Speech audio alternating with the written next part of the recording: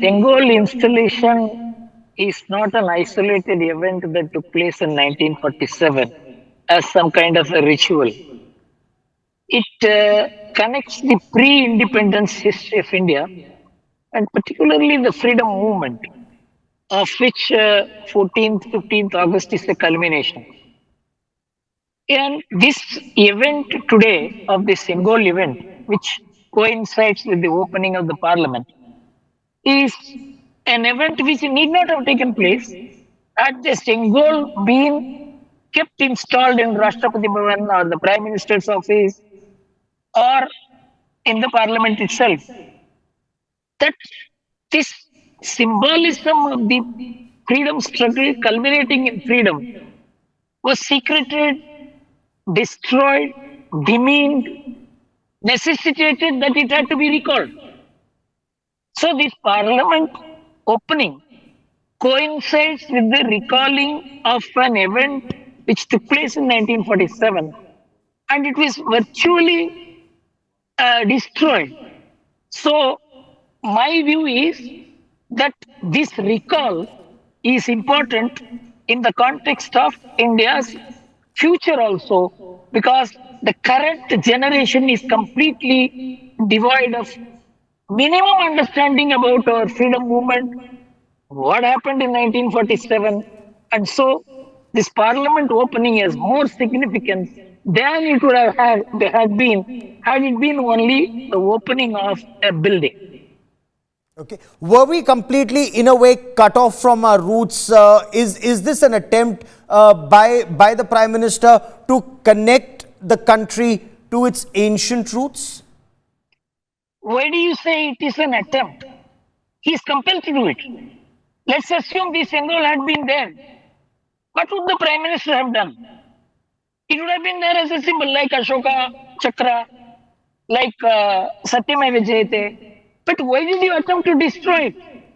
Why did you attempt to put it in some corner of a museum and call it the walking stick presented to Pandit Nehru? Could there have been a greater humiliation of a high, profound ceremony? Jawaharlal Nehru himself underwent.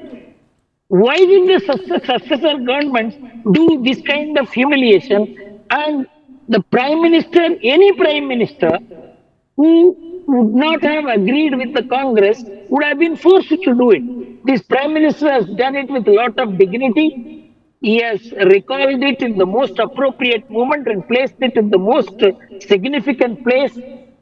And this also incidentally connects India to the freedom movement and to the past and also brings about an intense spirit of national integration by being a bridge between the south and the north, which has been weakening. At the time Rajaji suggested this, there was a raging separatist movement in Tamil Nadu. So Rajaji thought this was the best way to connect the south and the north. This Sengol has very high significance of relating India to the past, to the freedom movement, a bridge between north and the south, and such a high value icon cannot be allowed to be forgotten. Mr. Gurumurthy sir, I have one question. That 1947, 14th August, when it was given to Nehru, it was being handed over to somebody who was going to be the Prime Minister of the country. Now, record books say that the curator of the Anand Bhavan, S. Kala, brought it to the museum in 1954 after Nehru had said, after laying the foundation stone of the museum in Allahabad, in Prayagraj, Nehru had given his personal memorabilia to be conserved at the museum. Now, how did something which was part of transfer of power from Mountbatten to Nehru, the Prime Minister of India, become part of personal memorabilia? One wants to understand that element. I think there was very little distinction between Nehru and the nation at that time, Nehru and the state at that time. You must understand in 1957, Mrs. Gandhi became the president of the Congress party.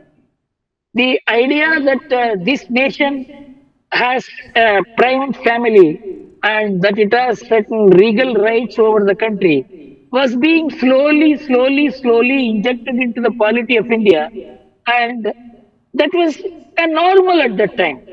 And that normal became formal later, and that formal became challenged later, and that is the tussle that is going on between the Congress party and the BJP itself. The Congress party has become dynastic. Today, you see all the parties which are opposing the parliament inauguration are dynastic parties. So And ideally this should have gone to a tosha khana. It should have gone to a tosha khana instead of the personal records, and then the museum. But I also want to ask you, sir. Today, one political party, the RJD, says the new parliament building looks like a coffin. Another leader, Swami Prasad Maurya, says the Adhinam priests are radical Brahmanical sect who've been called to Delhi. What do you make of that, sir? you see, the first one is pervert, the second one is illiterate. you know, for someone, even a Pakistani would not have done this. A Pakistani commentator, political person, would not have described the new Indian parliament as some kind of RJD has done. And so I don't credit Swami Prasad Mukherjee, Swami Prasad with the knowledge Maurya, of yeah. Tamil Nadu. And these Saiva Adhinams have nothing to do with the Brahmins. They have accepted the Brahmin scriptures, values, but they are not Brahmin. Please understand that. This is Saiva tradition. If you like the video, do like, comment, share and subscribe.